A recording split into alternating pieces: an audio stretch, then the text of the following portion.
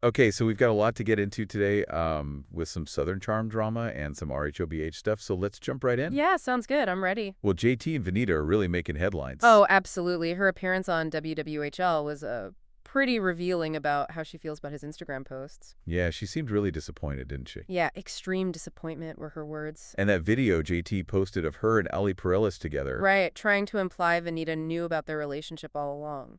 before she said she did. Exactly. And then there's the whole thing about that $5,000 jacket he bought her. And posted the Venmo receipts or whatever as if to say, see, look, I paid her back. But she said she never said he didn't pay her back. It was more about like, you do that for a best friend, you buy them an expensive gift. Yeah, the context of the relationship totally changes how you see those things. I mean, would you buy me a $5,000 jacket?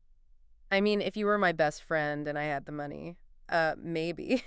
But it's interesting, though, that she defended JT against those racism accusations.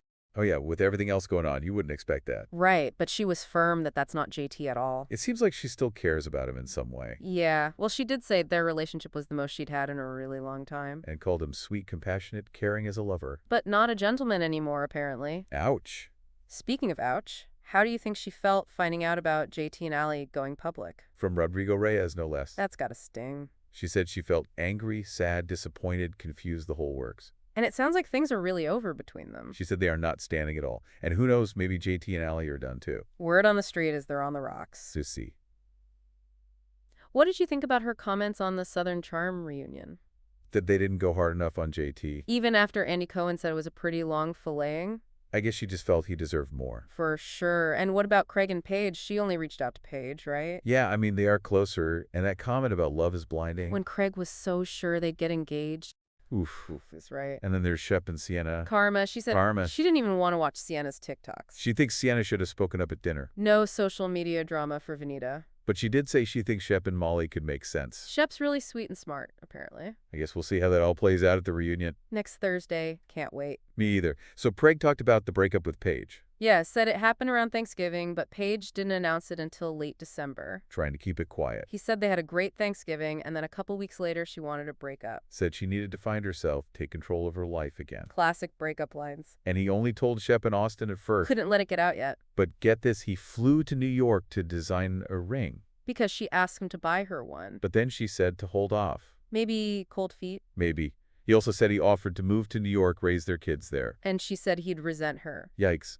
He really emphasized how great their relationship was, though. Best friends, love, great sex life, checking all the boxes. Sounds like he was blindsided. And Shep's comment about Craig not driving the bus. Definitely backs up his version. And Austin said there were cracks Craig didn't see.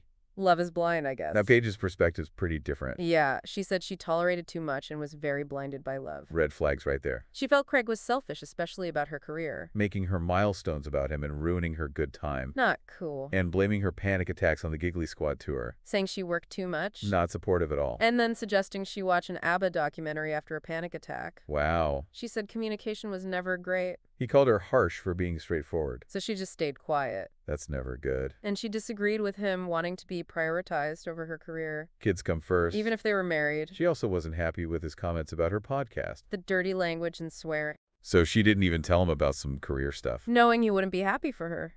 That's it. Ciara and Amanda really had her back, though. Saying she was constantly mothering Craig. And that she was always supporting his stuff. So, on to the ROB drama. Dorit did not hold back about Kyle. Nasty. I mean, Downplaying their friendship in that interview. Fury felt really hurt by that. Like it wasn't the friendship she thought they had. She said she went into season 14 with nothing to lose. Living in truth. And the reunion will give a definitive answer about their status. Stay tuned. Dorit also thinks this season is a return to form for her. Getting away from the toxic stuff. And being open about her separation from PK was a big part of that. It caused a lot of issues, though. And PK struggled watching some episode. But Dorit's priority is peace for their children. Whether they stay together or not. And she clarified about PK's drinking. She wasn't trying to expose him. He was already public about his sobriety. And her favorite storyline was Erica's home transformation. A symbol of her coming out of a dark place. And she wants Lisa Rinna back. Brokenhearted when she left. Now, Titty shared something interesting. That coloring book from Vicky. In the middle of her cancer battle. And after all their drama. It meant a lot to her. But she hasn't heard from Dorit. Who she considered a best friend. That's rough. And then there's Rez's comments about Kyle. Calling her a lesbian in a relationship with Morgan Wade. And saying there have been rumblings about her marriage for years. He doesn't get why the other housewives don't call her out. And then Kyle's text to PK about never revealing what they talk about. Reza thinks she was talking smack. So much drama. It never ends. Southern Charm breakup, Summer House drama, and RHOBH feuds. What's it all about? I guess we'll find out more at the Southern Charm reunion and as RHOBH keeps going. I think it really makes you think about how reality TV affects relationships. Putting everything out there for the world to see. Amplifying the drama. It's a lot. It is. Well, that's all the time we have for today. Until next time. Bye, everyone. See ya!